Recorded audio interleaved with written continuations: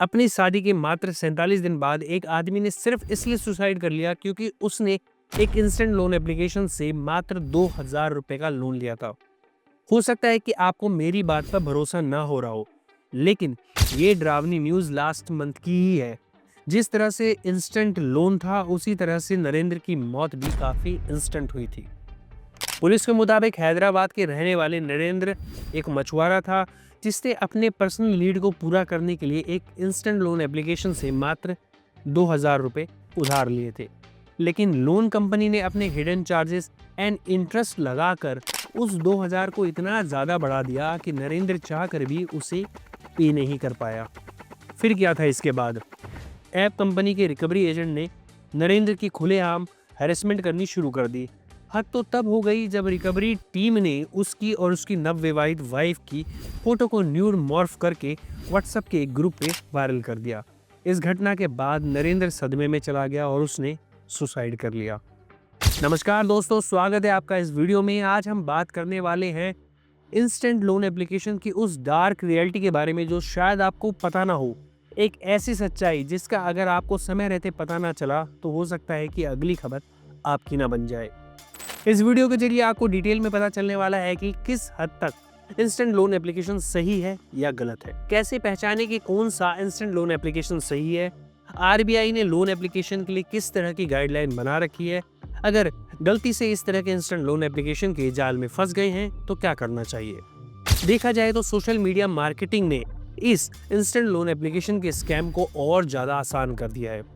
आप गलती से भी किसी सोशल मीडिया प्लेटफॉर्म पर एक बार लोन के बारे में सर्च करके देखो, आपका एक सर्च और फिर आपको हर जगह इंस्टेंट लोन एप्लीकेशन के एडवर्टीजमेंट दिखने शुरू हो जाएंगे। ये ऐड इतने ज़्यादा मैनिपुलेटिंग होते हैं कि आप लोन लेने के लिए बेबस हो जाएंगे। ये ऐड आपको बिल्कुल भी समझने का मौका नहीं देंगे व्हाट इज़ रॉन्ग एंड क्या सही है।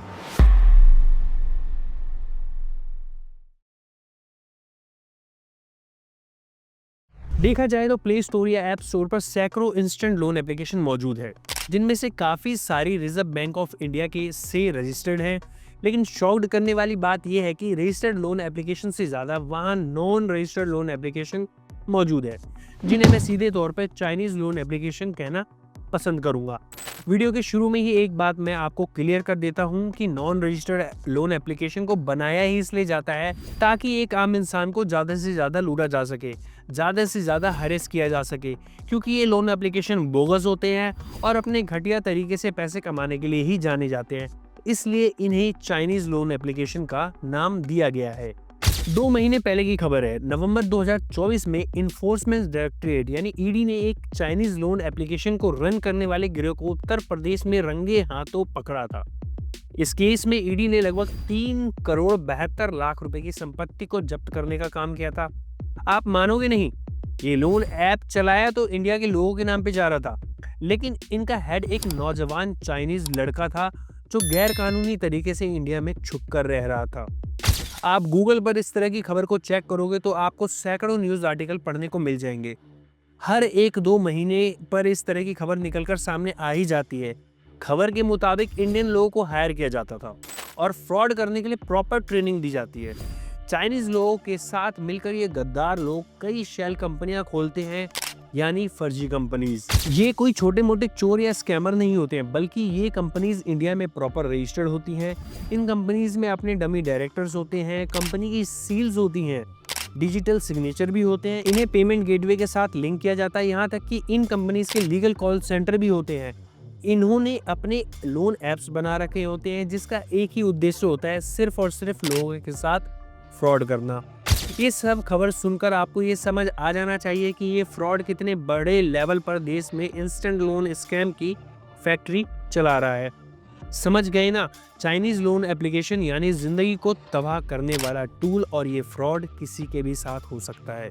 अब एक डार्क रियलिटी ये भी है कि हर किसी को रजिस्टर्ड बैंक या एनबीएफसी से लोन नहीं मिलता है और मजबूरन उन्हें इंस्टेंट लोन एप्लीकेशन की तरफ जाना पड़ता है। ये बड़ी बड़ी कंपनीज आपसे सैलरी स्लिप की डिमांड करते हैं, प्रॉपर बैंक स्टेटमेंट की डिमांड करते हैं। ये चाहते हैं कि हमारा होने वाला कस्टमर अपनी इनकम का टैक्स प्रॉपर भरता हो।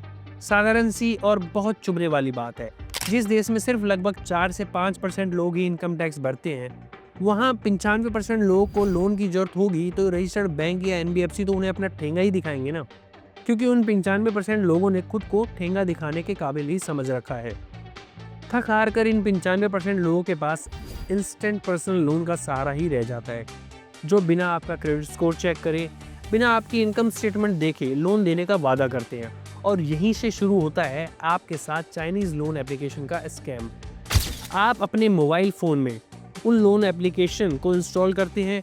लोन का प्रोसेस बहुत छोटा सा होता है, लेकिन इस दौरान वो आपसे कुछ खास परमिशन की डिमांड करते हैं, जैसे आपके कॉन्टैक्ट लिस्ट की परमिशन, फ़ोन गैलरी की परमिशन या आपकी लोकेशन की परमिशन। हालांकि हर तरह के लोन एप्लीकेशन में आपसे इस तरह की परमिशन की डिमांड की जाती है, लेकिन जब आप ये अप्रूवल एक चाइनीज़ लोन ऐप को देते हैं तो उसी दौरान आपके फ़ोन में मौजूद सभी कॉन्टैक्ट नंबर, फ़ोटो, वीडियो भी लोन कंपनी अपने पास खींच लेती है।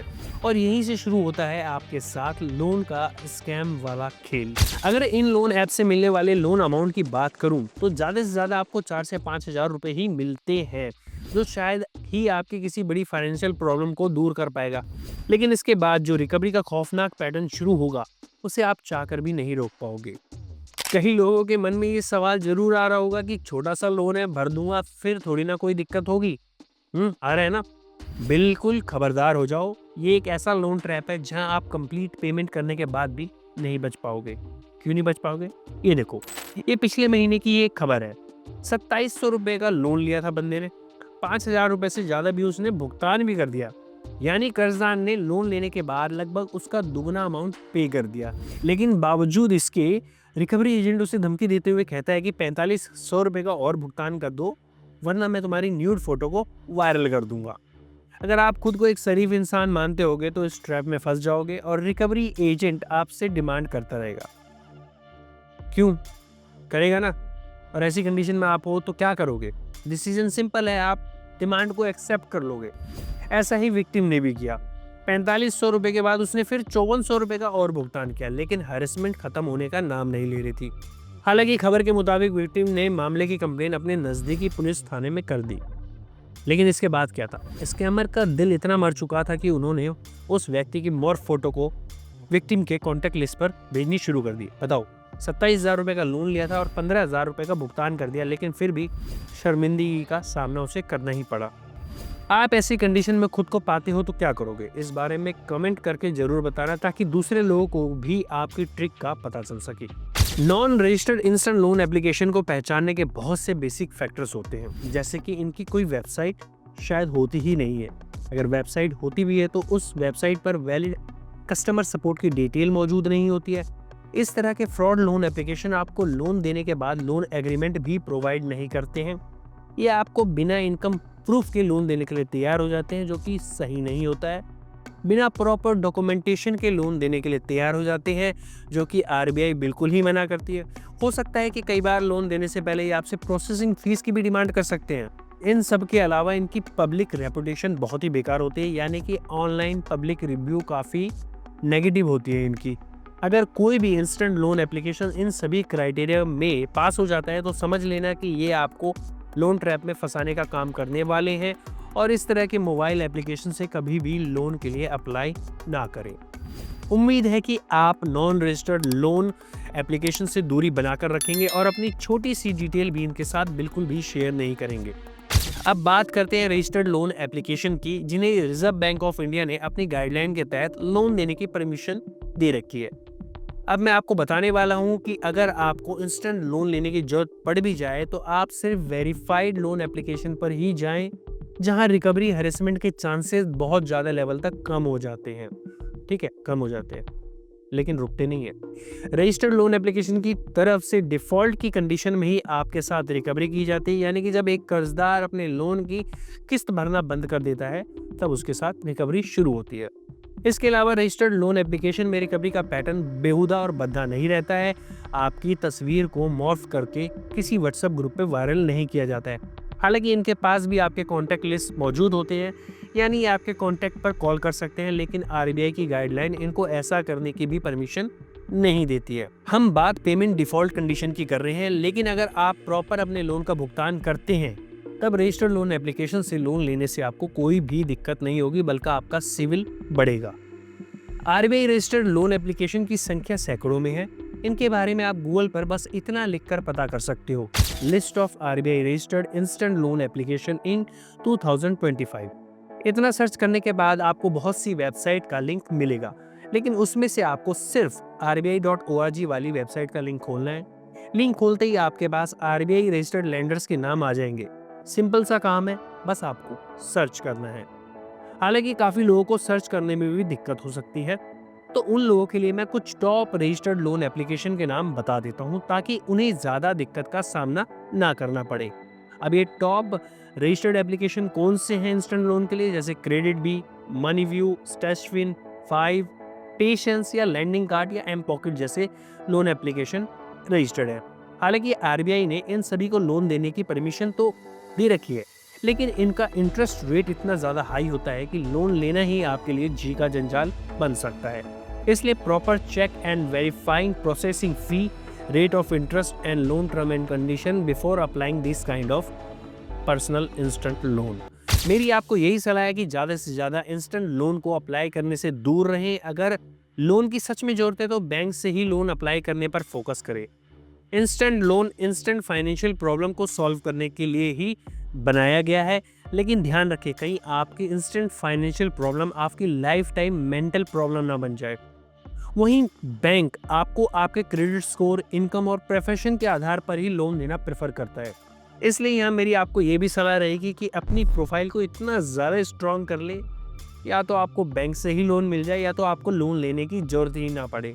पिछले 5-6 सालों में जिस हिसाब से डिजिटल इंडिया बनता जा रहा है, उसी दुगनी तेजी से भयंकर फ्रॉड भी बढ़ता जा रहा है।